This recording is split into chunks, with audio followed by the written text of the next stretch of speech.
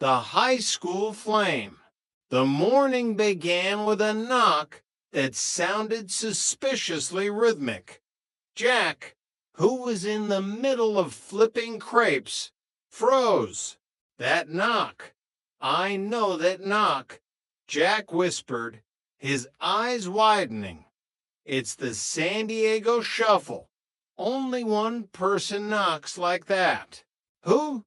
Jana asked, coming out of the kitchen with a watering can. Debbie. Debbie the Dynamite Higgins. My high school sweetheart. She's the reason I joined the Navy. To get far, far away from her affection.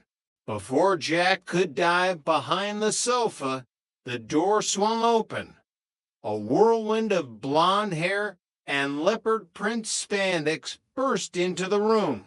Jackie Poo, I found you.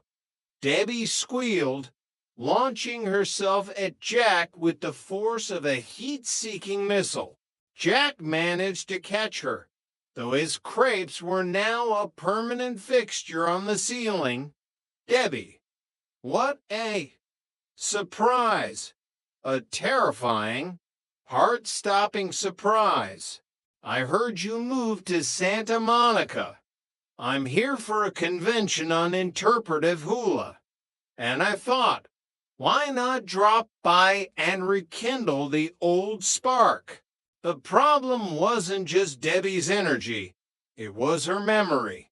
Debbie remembered everything about Jack, including the fact that he was the captain of the wrestling team and definitely very interested in women. So, who are these two? Debbie asked, eyeing Jana and Chrissy with the suspicion of a protective lioness. They're my sisters in spirit, Jack stammered. And they live here with you? It's a very moral, spiritual arrangement. Debbie, Jana stepped in, trying to maintain the ruse. Jack is actually, well, he's taking a break from the dating scene permanently. The situation reached a crisis point when Stanley Roper appeared to fix the doorbell, which he had broken himself 5 minutes earlier. Who's the spandex lady? Stanley asked, leaning in. She's a religious missionary. Jack shouted.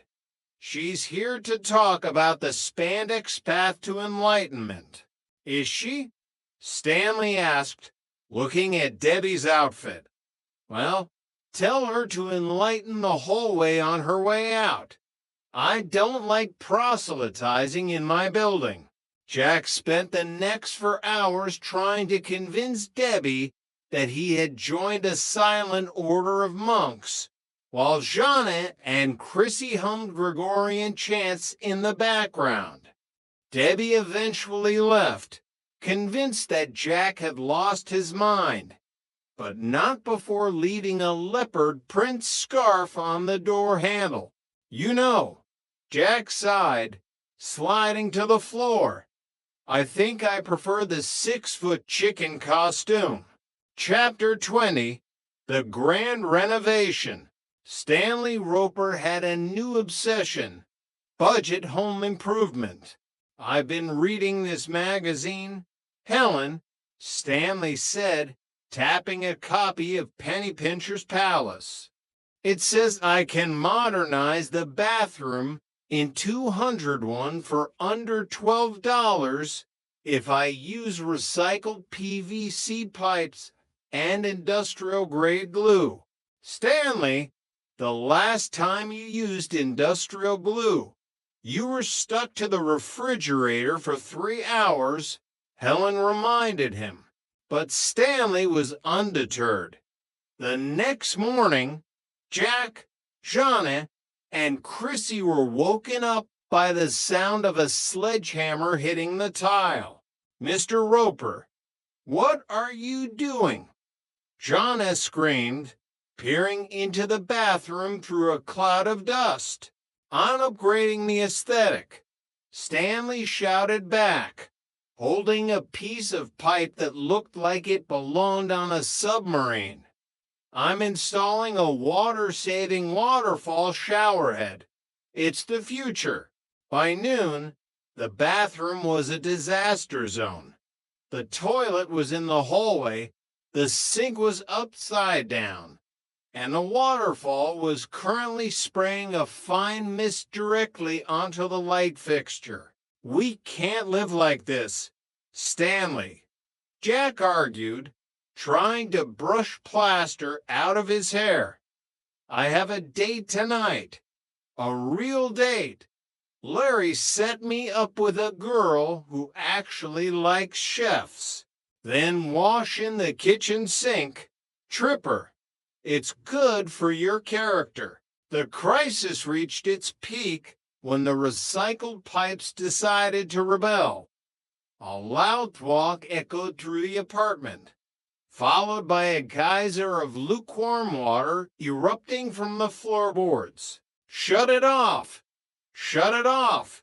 Chrissy shrieked, jumping onto the sofa to save her nail polish.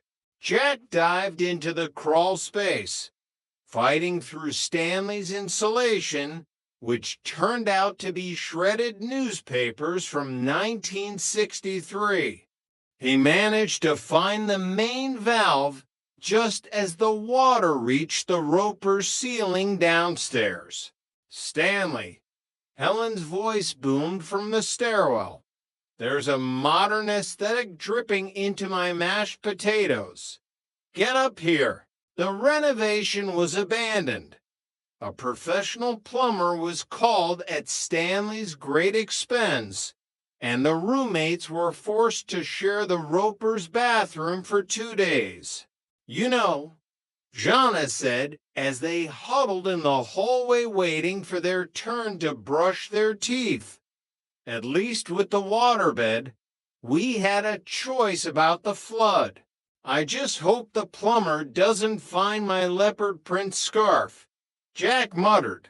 Chapter 21, The Golden Whisk Gamble. The news hit apartment 201 like a lightning bolt. The Golden Whisk, Southern California's most prestigious televised cooking competition, was holding open auditions. Jack, this is it, Jana shouted, waving the newspaper. The grand prize is $5,000 and an internship at a 3-star restaurant in Paris. Jack stared at the ad, his hand trembling as he held a whisk. Paris, the city of light, the city of butter. But I'm just a student. Jana, I haven't even mastered the art of the omelet without breaking at least 3 eggs and my spirit. You're better than you think. Jack, Chrissy added, currently trying to eat a piece of toast without getting jam on her new silk blouse.